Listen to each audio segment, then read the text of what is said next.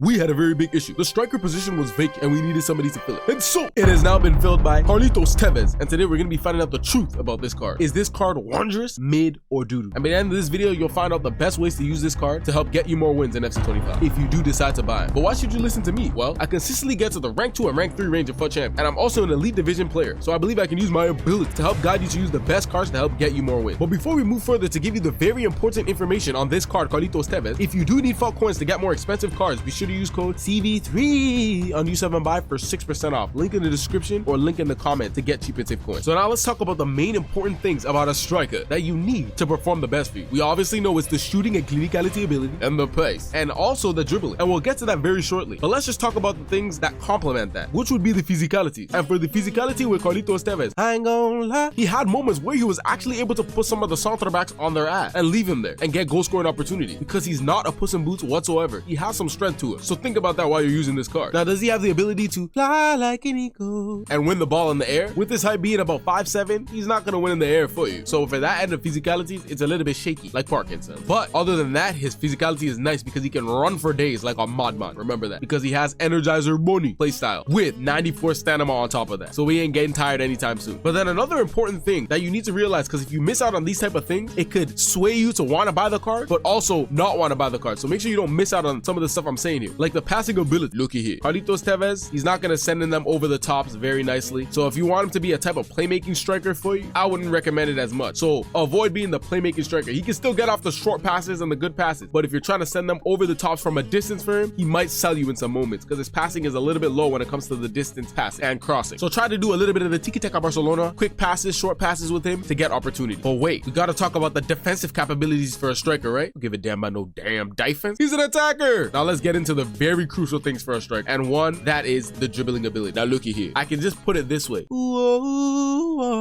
And I say that because of this. It's a little bit shocking when I say whoa, because he has 87 dribbling, which isn't that high. Nowadays in this game, you want like 90 plus dribbling for his strikers for it to feel really ridiculous. You get, he's getting ridiculous. But since he's 5'7", his dribbling does feel better than I expect. He can do a little bit of that twist and turn that you would like to get from a striker. So if you're expecting him to be a wonderful dribbler, he can actually do that for you. To say you want to turn quickly and make the pass, he can do that for you. So Tevez dribbling is actually pretty solid. But even if he gets in the position, will he be able to finish the ball and put it into the back of the net, which is the most important thing for a striker, right? Well, we'll get to that in just a second. But what about the pace? Now his pace, now Carlitos Tevez doesn't have rapido, but he does have quick step. So he can burst out into speed a little bit, but he might get caught up too, because in this game, pace for attackers or players in general is pretty bad. But there's a way to keep your pace actually pretty nice in this game that I'll tell you in a second. But first, just with the pace in general, since he does have Energizer Money, he won't get tired. So if you use him for the majority of the game, over time his pace will get better, which is what you have to pay attention. Now the best way to use this guy in pace is when you're running, do not turn your player a little bit. If you turn, it absolutely slows them down like crazy. You have to run straight. That's where the defender will have a harder time of catching up to Carlitos Tevez and most players in general. That's a tip for you. But his pace is actually pretty good. But something that is the most important is the shooting. And looky here. I'ma say this. EA Sports did a little nerf to the Power Shot Plus, and I did not like that. But if your shooting is good enough, the Power Shot is still dangerous. And with Carlitos Tevez, I found when you use the Power Shot, you gotta put a little bit more power with these type of cards and green time it, and it becomes absolutely dangerous. That's one way to use the shooting. And another way that I really appreciate that they made this card have is the finesse like Messi. Regular don't come my cellular, because if he didn't, that would really nerf him with the clinicality ability, because you can get on certain angles where he opens up his body to take the shot, and if you don't have finesse in this game at all, it is the worst shooting you'll see in your lifetime. You get doo-doo with a name on it. And a regular shot with Carlitos Tevez leads me to this decision, and I'll mix it in with the shooting. Do them power shot and any type of shooting chances, but that leads me to the decision if this card is wondrous, mid, or doo. Now for me, using Carlitos Tevez, I ain't gonna lie to you, there's certain things that I didn't like with the card, and there are certain things I really did like with the card. But overall, I believe Carlitos Tevez is absolutely wondrous. He can do multiple things for you. The cons are not as high as the pro, but so